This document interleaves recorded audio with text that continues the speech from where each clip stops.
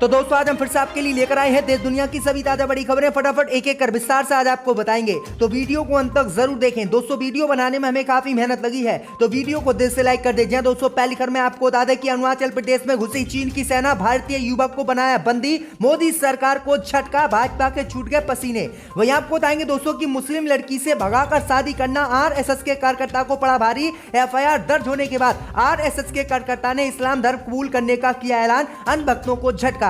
वहीं आपको बताएंगे दोस्तों कि यूपी चुनाव के लिए एआईएमआईएम ने तीसरी लिस्ट की जारी, 2 हिंदू उम्मीदवारों को दिया असदुद्दीन ओवैसी ने टिकट। वहीं आपको बताएंगे दोस्तों कि अमेरिका के राष्ट्रपति ने रूस को दी चेतावनी, अगर यूक्रेन पर हमला किया तो चुकानी होगी रूस को भारी कीमत। वहीं आपको बताएंगे दोस्तों कि उत्तराखंड में चुनाव से पहले भाजपा को लगा बड़ा झटका, भाजपा के पूर्व मुख्यमंत्री ने विधानसभा चुनाव उत्तराखंड में लड़ने से किया इनकार, मोदी को झटका। वहीं आपको बताएंगे दोस्तों की 5 राज्य में विधानसभा चुनाव में ईवीएम पर रोक लगाने के लिए सुप्रीम कोर्ट में याचिका, भाजपा को लग सकता है बड़ा झटका, 5 राज्य में हो सकते हैं वैलिड पेपर से चुनाव। तो दोस्तों सभी खबरों को आपको एक एक कर बताने वाले हैं। वीडियो को लाइक कर चैनल को सब्सक्राइब कर दें और हमें कमेंट में बताएं कि आप किस जिले किस राज्य से हमारी खबरों को देख रहे हैं। इसी बीच पर तो दोस्तों अगली खबर की ओर, तो मोदी सरकार को लगा बड़ा झटका, भारत की सीमा में फिर से घुसी चीन की सेना, एक भारतीय को बनाया बंदी, भाजपा को झटका। जी दोस्तों आपको बता दें ये बड़ी खबर सामने निकल कर आई दोस्तों की चीन ने एक बार फिर से मोदी सरकार को बड़ा झटका दिया है और चीन की सेना एक बार फिर से भारत की सीमा में घुस गई है और भारत की सीमा में घुसकर एक भारतीय युवक को भी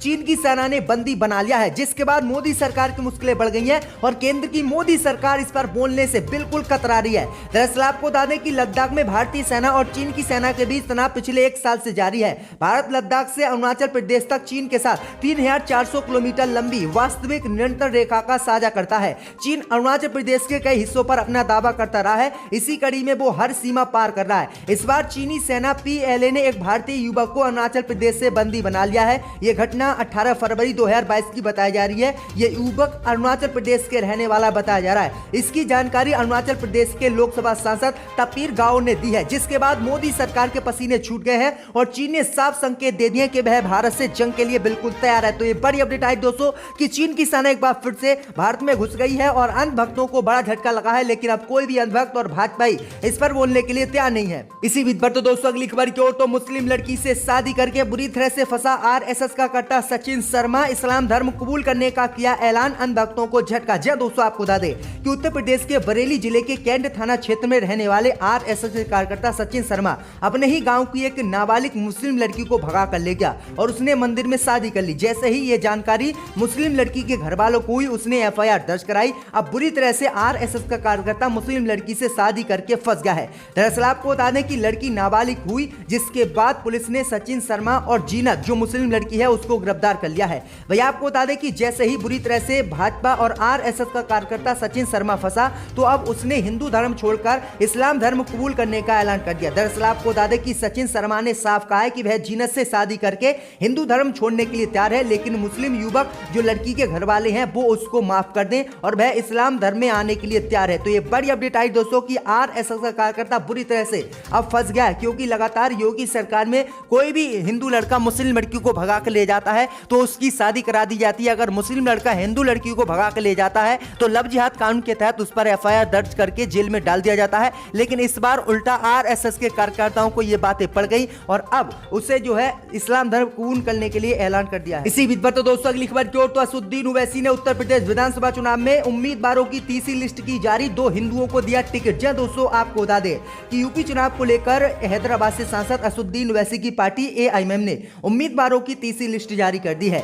इस लिस्ट में 7 उम्मीदवारों के नाम की घोषणा की गई है। मुरादाबाद के कुंदरकी विधानसभा से हाफिज बारिश को प्रत्याशी बनाया गया है। तीसरी लिस्ट में 5 मुस्लिम और 2 हिंदू समुदाय के लोगों को एआईएमआईएम पार्टी ने टिकट दिया है। तीसरी लिस्ट में मेरठ के हस्तिनापुर से विनोद जाटव, मेरठ शहर से इमरान अंसारी, अलीगढ़ के बरौली से आकिर अली, बुलंदशहर के सिकंदराबाद सीट से दिलशाद अहमद, बाराबंकी के रामनगर सीट से विकास श्रीवास्तव, सहारनपुर के नुकुर सीट से रिजवान और मुरादाबाद के कुंदरकी विधानसभा से हाफिज बारिश को प्रत्याशी बनाया गया है। तो ये बड़ी अपडेट आई दोस्तों कि असदुद्दीन ओवैसी ने 2 हिंदू को टिकट जो है इस बार तीसरी लिस्ट में दिया है। इसी बीच पर तो दोस्तों अगली खबर की ओर, तो अमेरिका ने रूस को दी चेतावनी, यूक्रेन पर हमला किया तो चुकानी होगी भारी कीमत। जी दोस्तों आपको बता दें कि अमेरिका के राष्ट्रपति जो बाइडेन ने रूस को चेतावनी दी है कि अगर उसने यूक्रेन पर हमला किया तो इसकी भारी कीमत रूस को चुकानी होगी। जो बाइडेन ने कहा है कि अमेरिका ने यूक्रेन को अपनी रक्षा करने के लिए $600 मिलियन से अधिक के अत्याधुनिक हथियार भेजे हैं। रूस ने अगर यूक्रेन पर हमला किया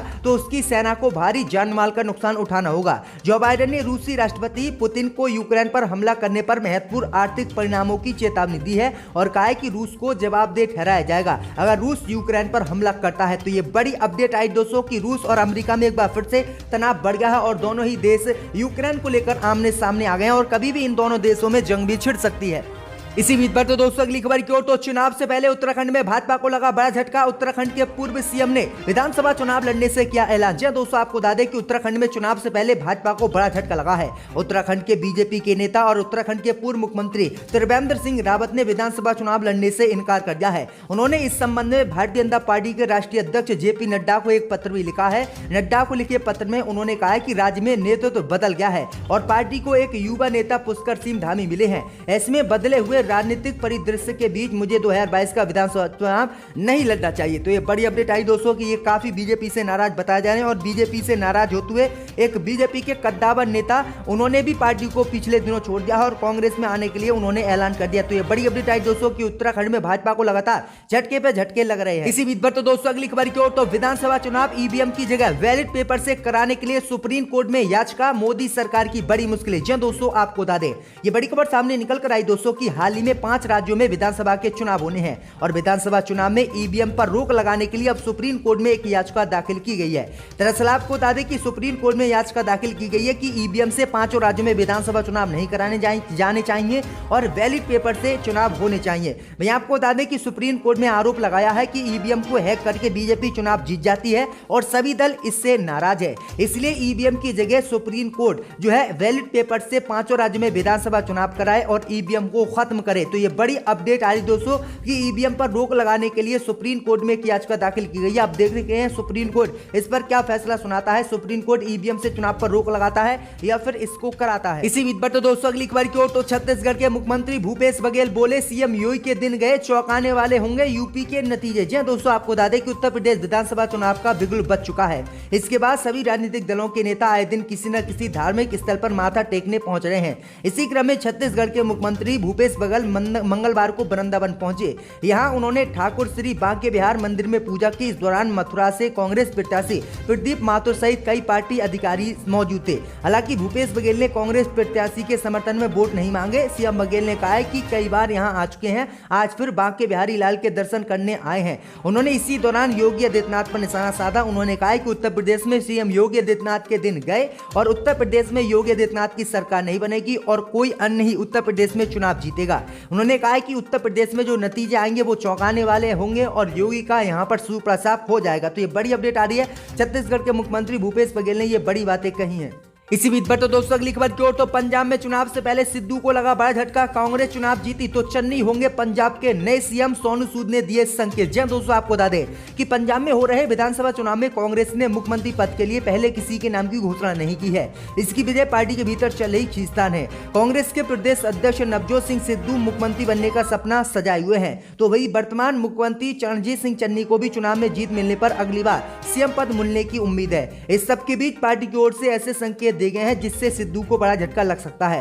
दरअसल आपको बता दें कि कांग्रेस ने एक्टर सोनू सूद का एक वीडियो जारी किया है। वीडियो में सोनू सूद सीएम चरणजीत सिंह चन्नी की खूबियां गिनाते नजर आ रहे हैं। सोनू सूद वीडियो में कह रहे हैं कि जिससे बताना ना पड़े कि वह सीएम कैंडिडेट है, वहीं असल में सही मुख्यमंत्री होता है, असली चीफ मिनिस्टर वही है। वहीं आपको बता दें कि इसी के बाद अब कयास लगाए जा रहे हैं कि अगर पंजाब में कांग्रेस चुनाव जीतती है तो जो है नवजोत सिंह सिद्धू को मुख्यमंत्री कांग्रेस नहीं बनाएगी, चरणजीत सिंह चन्नी को मुख्यमंत्री बनाया जाएगा। तो ये बड़ी अपडेट आई दोस्तों। इसी बीच पर तो दोस्तों अगली खबर की ओर, तो योगी सरकार को उत्तर प्रदेश में सुप्रीम कोर्ट से लगा बड़ा झटका। जमानत मिलने के 1 महीने बाद भी योगी सरकार ने व्यक्ति को नहीं किया रहा तो सुप्रीम कोर्ट ने जताई नाराजगी। जब दोस्तों आपको बता दें कि सुप्रीम कोर्ट ने 3,500 करोड़ रुपए की नोएडा व्हाइट बोर्ड पांजी योजना मामले में गिरफ्तार व्यक्ति को उसके 1 महीने पुराने आदेश के बावजूद जमानत नहीं छोड़ने पर सुप्रीम कोर्ट ने उत्तर प्रदेश की योगी सरकार को फटकार लगाई है। दरअसल आपको बता दें कि सुप्रीम कोर्ट ने कहा कि हमने 1 महीने पहले ही उसके रिहाई के आदेश दिए थे और सभी मामलों में उसे जमानत दे दी थी और 1 महीना पहले जमानत मिलने के बाद भी आखिरकार उत्तर प्रदेश की योगी सरकार ने इस व्यक्ति को क्यों रिहा नहीं किया है। सुप्रीम कोर्ट ने इस पर नाराजगी जताई और और कहा कि भविष्य में अगर इस तरह की गलती होती है तो हम सरकार पर कार्रवाई करेंगे। इस बार हम योगी सरकार को छोड़ रहे हैं। तो ये बड़ी अपडेट आई दोस्तों कि किस तरह से योगी सरकार तानाशाही राज उत्तर प्रदेश में चला रही है, सुप्रीम कोर्ट के आदेश भी नहीं मान रही है कि एक एमपी ने यहां पर आकर अपने